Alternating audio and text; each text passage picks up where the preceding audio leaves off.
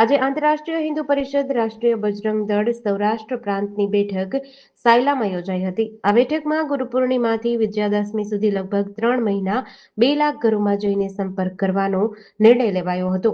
આખા દેશમાં 25 લાખ ઘરોમાં સંપર્ક થશે. જે ઘરમાં સંપર્ક થાય એ ઘરને ઓમ શ્રી પરિવાર અર્થાત સવારે ઉઠીને મંત્ર બોલવા, ધર્મનું આચરણ કરવા, સ્વસ્થ રહેવા એવું સમજાવવામાં આવશે.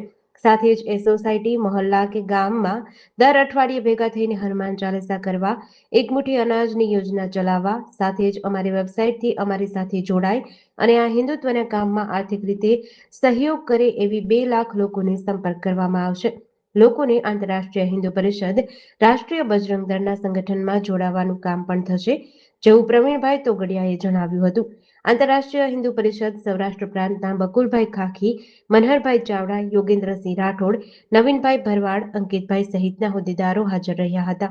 આંતરરાષ્ટ્રીય હિન્દુ પરિષદ રાષ્ટ્રીય બજરંગ દળની સૌરાષ્ટ્ર પ્રાંતની બેઠક આજે સાયલામાં યોજાઈ ગઈ.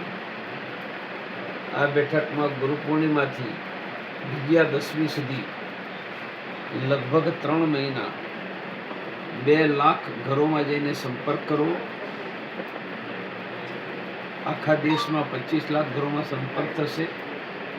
જે ઘરમાં સંપર્ક થાય એ ઘરને ઓમ શ્રી પરિવાર અર્થાત સવારે ઉઠીને મંત્ર બોલવા, ધર્મનું આચરણ કરવું, સ્વસ્થ રહેવું એવું સમજાવાશે.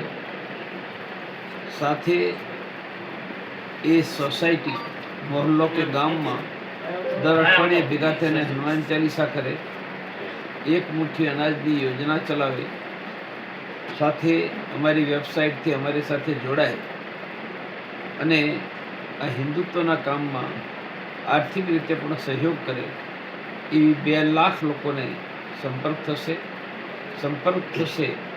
એ લોકોને આંતરરાષ્ટ્રીય હિન્દુ પરિષદ રાષ્ટ્રીય બજરંગ દળના સંગઠનમાં જોડવાનું કામ પણ થશે.